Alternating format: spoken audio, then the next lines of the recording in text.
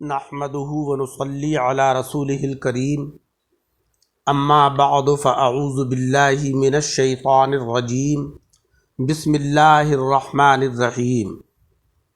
حضرات اکرام، آج کے درس میں سورہ بقرہ کی آیت نمبر 177 کے درس کا 5واں حصہ پیش ہے، جس میں اللہ تبارک و تعالی نے فرمایا ہے کہ نیکی صرف یہی نہیں ہے کہ تم اپنے چہرے مشرق و مغرب کی طرف کو کر لو، لیکن حقیقی نیکی یہ ہے کہ اللہ تبارک و تعالیٰ کی ذات گرامی پر، قیامت پر، فرشتوں پر، کتابوں پر اور پیغمبروں پر ایمان لائے۔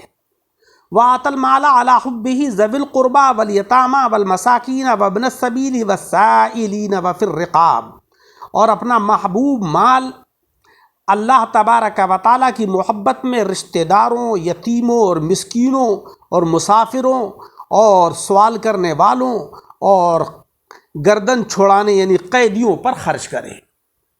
وَأَقَامَ الصَّلَاةَ وَآتَى الزَّكَاةَ، نماز کو قائم کرے اور زکوٰۃ ادا کرے۔ وَالْمُوفُونَ بِعَهْدِهِمْ إِذَا عَاهَدُوا، اور جب عہد کر لیں تو عہد کو پورا کرنے والے ہوں۔ وَالصَّابِرِينَ فِي الْبَأْسَاءِ وَالضَّرَّاءِ وَحِينَ الْبَأْسِ، اور مصیبت اور تکلیف میں اور جہاد کے وقت صبر کرنے والے ہوں۔ أُولَئِكَ الَّذِينَ صَدَقُوا وَأُولَئِكَ هُمُ الْمُتَّقُونَ، یہی ہیں وہ لوگ کہ جو سچ بولے اور یہی ہیں وہ لوگ کہ جو پرہیزگار ہیں۔ اس آیت کریمہ کے اندر جو احکام اللہ تبارک و تعالیٰ نے بیان فرمائے ہیں، اس پر ایک اعتراض پیدا ہوتا ہے، اور وہ اعتراض یہ ہے کہ اس آیت سے تو معلوم ہوا کہ زکوٰۃ کے سوا اور بھی مالی عبادات واجب ہیں۔ وَآتَى الْمَالَ عَلَى حُبِّهِ ذَوِي الْقُرْبَى وَالْيَتَامَى وَالْمَسَاكِينَ وَابْنَ السَّبِيلِ، اور حدیث شریف میں ہے کہ زکوٰۃ نے سارے حقوق مالیہ موثوق کر دیے، یعنی اب مال سوائے زکوٰۃ کے کوئی اور مصرف میں خرچ نہیں کیا جائے گا، تو ان میں مطابقت کس طرح ہوگی؟ تو جواب یہ ہے کہ حدیث کا جو مطلب ہے وہ یہ ہے کہ مال میں کوئی حق اللہ مقرر ہو کر فرض نہیں رہا۔ ماں باپ اور بچوں کی پرورش اولاً تو حق اللہ نہیں، بندے کا حق ہے، دوسرے مقرر نہیں، بقدر ضرورت واجب ہے۔ صدقہ فطر اور قربانی اگرچہ حق اللہ بھی ہیں اور مقرر بھی ہیں مگر فرض نہیں ہیں۔ حنفی اس کو واجب کہتے ہیں اور شافعی حضرات سنت قرار دیتے ہیں۔ دوسرا اعتراض اس آیت پر یہ ہے کہ یہاں عہد کے ساتھ اذا عہدوا کی قید کیوں لگائی گئی؟ والموفون بعہدہم اذا عہدوا، تو جواب اس کا اشارتاً تفسیر سے معلوم ہو گیا کہ عہد کرتے وقت ہی پورا کرنے کی نیت ہو، یعنی آپ جو وعدہ کسی سے کر رہے ہیں تو وعدے کو پورا کرنے کی اسی وقت نیت ہو۔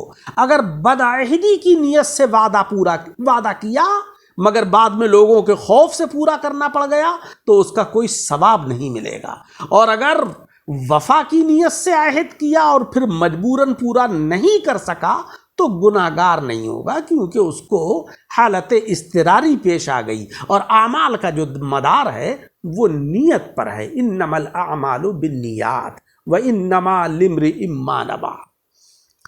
تیسرا اعتراض یہ ہے کہ وفائے عہد اللہ کا حق ہے یا بندوں کا، اور ان دونوں حقوق کی پہچان کس طرح ہوگی؟ تو جواب یہ ہے کہ بندے کا حق وہ ہے کہ جسے بندہ معاف کر سکے، جیسے قرض، اور حق اللہ وہ ہے کہ جو بندے کی معافی سے معاف نہ ہو، جیسے کہ نماز اور روزہ وغیرہ۔ بعض وعدے حق اللہ ہیں اور بعض بندوں کا حق ہیں، جس میں کسی خاص بندے کا نفع ہے وہ بندے کا حق ہے۔ اس قسم کی وعدہ خلافیوں میں بندے سے معافی مانگنا چاہیے، جو بندوں کے حقوق ہیں، اور حقوق اللہ کی مخالفت میں اللہ تبارک و تعالیٰ سے توبہ کرنا چاہیے۔ لہذا نماز کی قضا اور قضا کرنے کی توبہ ضروری ہے۔ جس کسی کی نماز چھوٹ جائے تو وہ اس کو قضا کرے، اور قضا کرنے کے بعد توبہ بھی کرے کہ الہی میری اس غلطی کو معاف کر دے، مجھ سے یہ گناہ ہوا کہ نماز چھوٹ گئی، میں نے ادا تو کر لیا ہے مگر قضاءً ادا ہوئی ہے۔ یہ چوتھا اعتراض یہ ہے کہ اس آیت سے تو معلوم ہوا کہ سائلین یعنی بھکاریوں کو خیرات دینی چاہیے، مگر احادیث مبارکہ سے معلوم ہوتا ہے کہ بھیک مانگنا حرام ہے، حتیٰ کہ آقا علیہ الصلاۃ والسلام نے بھیک سے بچنے پر لوگوں سے بیعت دی ہے، اور یہ کہ بھکاریوں کو دینا بھی جرم ہے۔ لہذا قرآن و حدیث میں تعارض ہوا، تو جواب یہ ہے، اور اس کے دو جواب ہیں۔ ایک یہ کہ یہاں سائلین سے مراد دینی طلباء ہیں، یعنی اپنے اساتذہ سے علم دین حاصل کرنے والے، کہ ان پر خیرات کا مال خرچ کرنا فرض ہے، ضروری ہے، تاکہ علماء پیدا ہوں، اور علماء کی بقا سے اسلام باقی ہے، کہ علم دین مکمل سیکھنا فرض کفایہ ہے، اور فرض کے موقوف علیہ بھی فرض ہوتے ہیں، جیسے کہ راج مستری طبیب ہر شہر میں ہونا ضروری ہے۔ اسی طریقے سے ہر شہر کے اندر ایک عالم کا ہونا بھی ضروری ہے، تاکہ لوگ امور شرعیہ کے معاملے میں ان عالم سے مشورہ کر سکیں، دینی مسائل معلوم کر سکیں، دینی رہنمائی حاصل کر سکیں۔ اور دوسرا مطلب یہ ہے کہ سائل سے مراد بھکاری ہیں، مگر بھکاری دو قسم کے ہوتے ہیں، ایک تو پیشہ ور بھکاری، اور ضرورت مند یا کسی خاص آفت میں اتفاقاً مانگ لینے والے۔ حدیث شریف میں پیشہ ور بھکاریوں کو دینے کی ممانعت فرمائی ہے۔ قرآن عظیم نے ضرورت مند بھکاری کو دینے کا حکم دیا ہے، لہذا حدیث اور قرآن میں تعارض نہیں رہا۔ مگر افسوس یہ ہے کہ آج اگر مسلمان سوچ سمجھ کر بھیک دیتے تو بھکاریوں کی ایک فوج تیار نہیں ہو جاتی، جو کسی بھی قوم کے اندر نہیں ہے سوائے مسلمانوں۔ حضرات سامعین اکرام، جس طریقے سے مکان بنیاد، دیواروں اور چھت کے مجموعے کا نام ہے، پھر اس میں اینٹ، چونا، لکڑی، لوہا، ہر چیز ضروری ہے، اور ہر خرابی کو درست کرنے والے مستری علیحدہ علیحدہ ہوتے ہیں، زنجیروں اور قبضوں کے لیے لوہار ہوتے ہیں، چوکھٹ کواڑ کے لیے بڑھئی ہوتے ہیں، دیوار کے لیے معمار ہوتے ہیں۔ اسی طریقے سے تقویٰ بھی ایک عظیم عمارت ہے، اور اس عمارت کے لیے بے شمار چیزوں کی ضرورت ہے۔ اس آیت کریمہ میں یعنی آیت نمبر 177 میں اللہ تبارک و تعالیٰ نے اسی عمارت کے اسباب بیان فرمائے ہیں۔ اگرچہ وہ ہزاروں اسباب ہیں، مگر 3 قسمیں ہیں ان سارے اسباب کی۔ نمبر 1، عقیدے کی درستگی، جو اس کی بنیاد ہے، یعنی تقوی کی عمارت کی جو بنیاد ہے وہ عقیدے کا درست ہونا ہے۔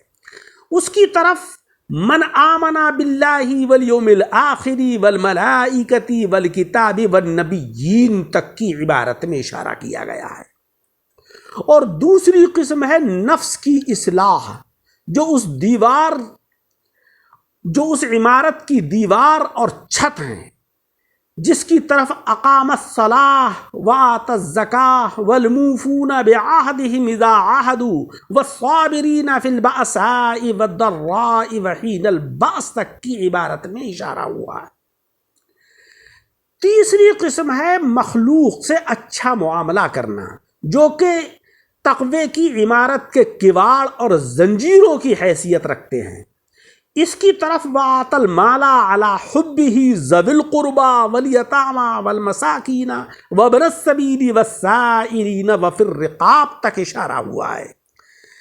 جس نے بنیاد اور چھت اور دیوار، چوکھٹ اور کواڑ کی درستگی کر لی، حقیقت میں وہی سچا متقی اور پرہیزگار ہے، جس پر اللہ جل شانہ وعم نوالہ کی گواہی ہے کہ یہی لوگ کامیاب ہیں۔ الناجون عن النار والداخلون فی الجنہ، آگ سے نجات پانے والے اور جنت کی نعمتوں کے اندر داخل ہونے والے ہیں۔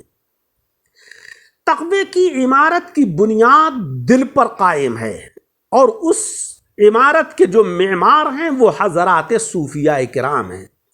تختے اور کباڑ کا تعلق شریعت اور علماء ظاہر سے ہے، کیونکہ جب شریعت مطہرہ کا قانون نہ ہو، شریعت مطہرہ سے انسان واقف نہ ہو تو بھلا وہ عمل کیسے کرے گا؟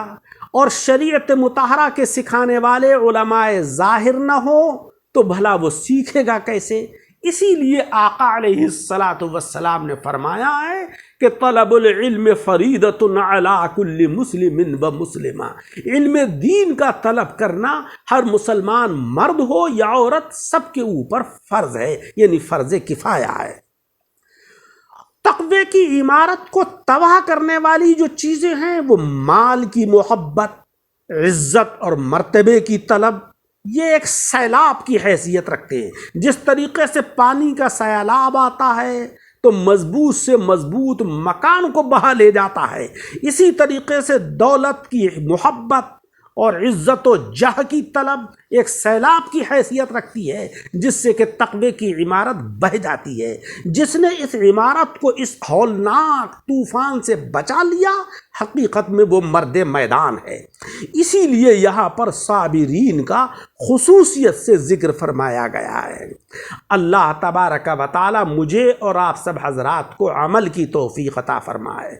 درس قرآن کو سن کر احباب کے ساتھ شیئر کریں، کیونکہ آقا علیہ السلام نے فرمایا کہ آپ ایک حرف کو بھی سیکھیں تو وہ دوسروں تک پہنچائیں، ایک آیت کی تعلیم حاصل کریں تو اس کی تبلیغ دوسروں کو بھی کریں، اور ہمارے یوٹیوب چینل دعوت حق درس قرآن کو لائک و سبسکرائب کریں۔